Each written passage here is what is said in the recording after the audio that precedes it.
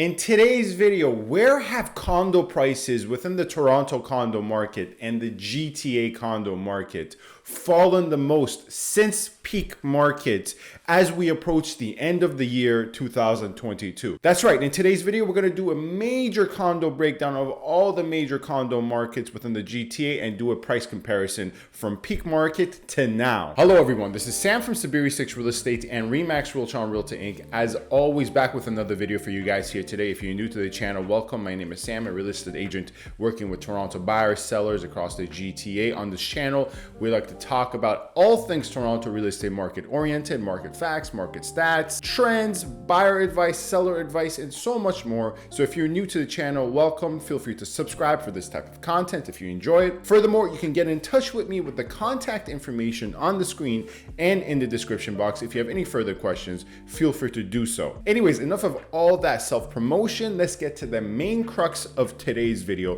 which is taking a look at condo prices from peak market to now in all the major condo areas. A couple of key important prefaces here. The condo market, when we just look at condo prices, right, not accounting for any other property type, peaked really in March. Most of the market, when we take a look at stats across the market, across all property types, the peak for that was in February. But condos specifically, by a small margin, by the way, it's not as if they increased yet another 20% in March, but by a small margin, the peak for condos on average was really in March for most areas. So as a result, we're going to compare March prices to now as we approach the end of the year 2022. So let's get started. And we're going to start with the city of Toronto as a whole. When we look at average condo prices, the city of Toronto has seen a decline of 11% from peak market to now. That's right. To be exact, a 11.6% drop in average prices, dropping from $808,000 in March 2022 to now $708,000 average across all condos within the city of Toronto. Now, compared to other property types, namely obviously townhomes, semis, and detached properties, although this 11.6% drop in condo prices are contrary to a lot of other people's predictions where they assumed 2022 would be the year of the condo in terms of condos would outpace appreciation compared to detached. Well, clearly that did not come to fruition, and that's not the case. But in a weird sense, it was actually still the year of the condo in Toronto because condos have seen the least in terms of price decline. This 11.6% is better than the detached prices if we were to do the same comparison since peak market, semi-detached prices, and townhomes as well. So I guess seeing the glass half full right now, condos have dropped within the city of Toronto 11.6% within the Toronto condo market, but that's still better and has outperformed all other property types. Now let's break down the city of Toronto a little bit finer. Let's break it down between Toronto West, Toronto East, and Toronto Central. And if how this is designated, you can check the TREP maps. There's a link to it in the description box.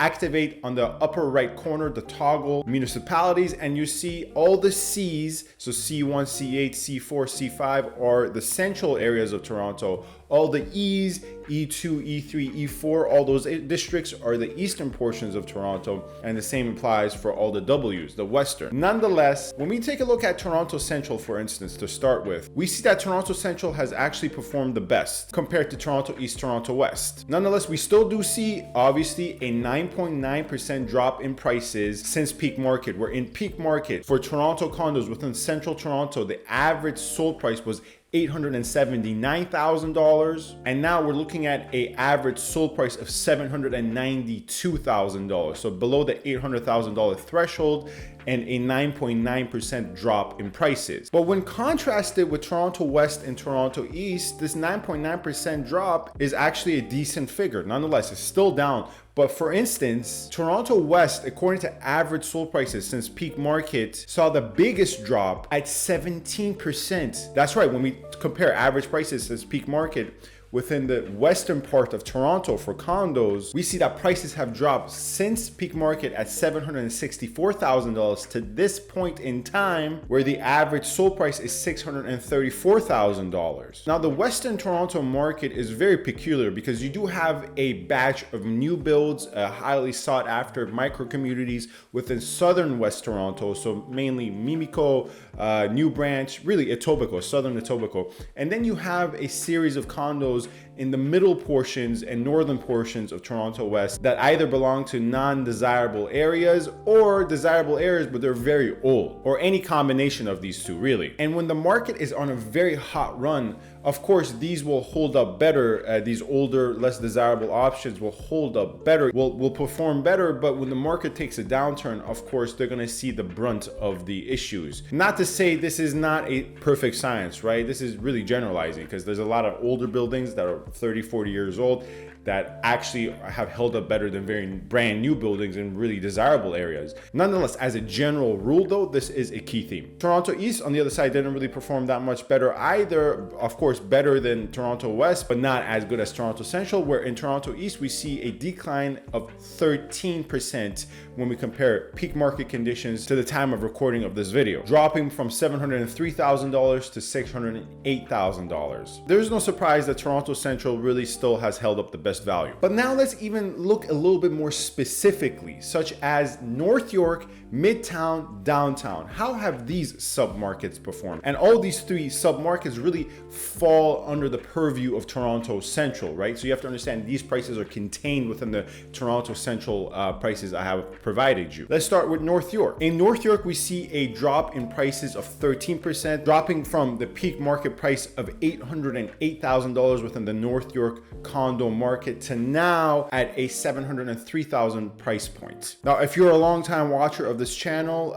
you know how big a fan of North York I am, specifically the portions between Yonge and Sheppard to Bayview and Sheppard, from Bayview and Sheppard to Bayview and Finch, Finch and Bayview to Yonge and Finch are really some of the best communities in terms of detached, semis, townhomes, condos. Really, I'm really a big fan of the North York area, safe to say. And this is another key point I should make. North York here is defined as C7 and C14. So we're not really accounting for the western parts of North York, the eastern parts of North York, just really central North York. And here, North York has held up better than Midtown, because when we take a look at Midtown, Midtown has dropped relatively close, nonetheless a higher amount to the tune of 15%. That's right. And here, Midtown is mostly the Yonge and Eglinton, Yonge and Lawrence area. Nonetheless, we see a drop in average prices when we take a look at the Midtown condo market during peak Toronto condo market conditions, from $864,000 to now $733,000. That's give or take a 15% drop in prices. So although on the price point part, Midtown is still more expensive than North York condos have held up much better. And as you know, for a long time on this channel,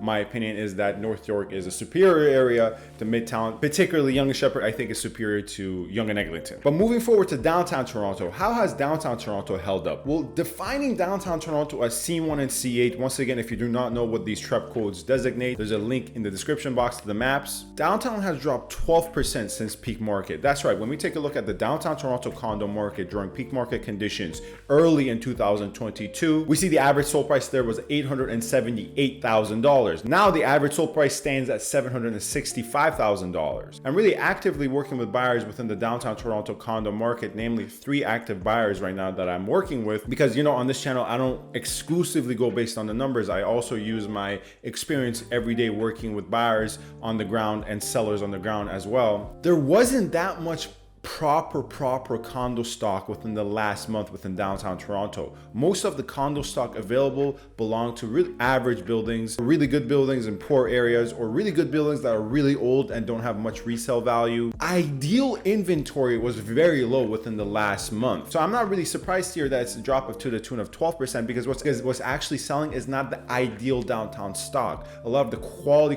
buildings or quality areas don't have that much inventory. But let's leave the city of Toronto, which a lot of people would love to do. I don't. I actually like Toronto, believe it or not. But nonetheless, let's leave the city of Toronto to York Region. Let's take a look at York Region condo prices. York Region saw a 23% price decline when we compare peak market conditions in March. That's right. Prices have fallen from $791,000 during March 2022 to $680,000 on an average basis. Now, York Region is a vast swath of land.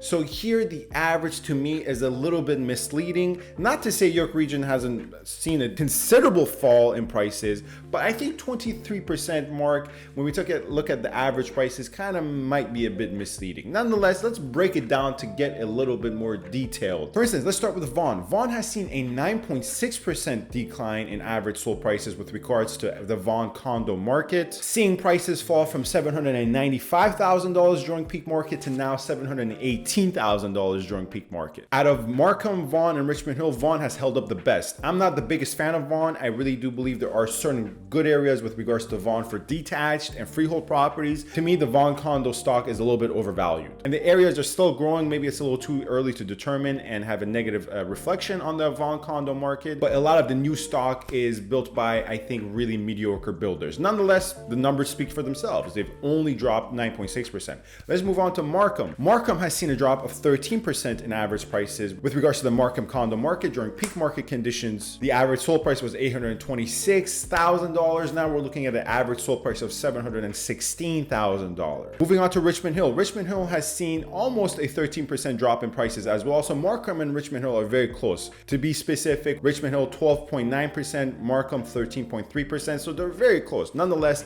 with regards to Richmond Hill, average prices for the Richmond Hill condo market during peak market conditions were at $745,000. Now they have dropped all the way down to $649,000. And quickly, let's swing all the way to the west when we look at Peel region. Peel overall has seen a drop of 18% in average sold prices, falling from an average sold price of $729,000 during peak market conditions in Peel, all the way down to $592,000. This is the lowest average across vast swaths comparing Toronto and York region. If you think 592 is low, take a look at this, because when we take a look at Brampton, breaking down Peel, of course, to Brampton and Mississauga, the two communities or municipalities within Peel that have enough condos to speak of, we see Brampton has dropped 18% as well since March.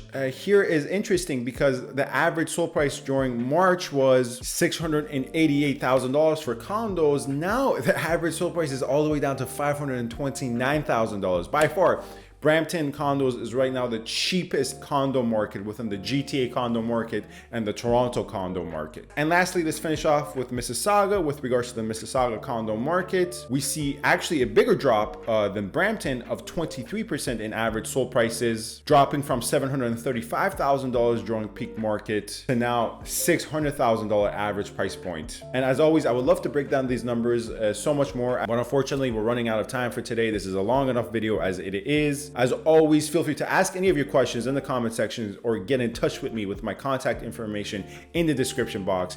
Thank you very much for watching. Feel free to subscribe, comment, rate, and review if you enjoyed this video. And there's so much more content coming out on the Toronto condo market and the Toronto real estate market overall. Thank you, stay safe, and stay tuned.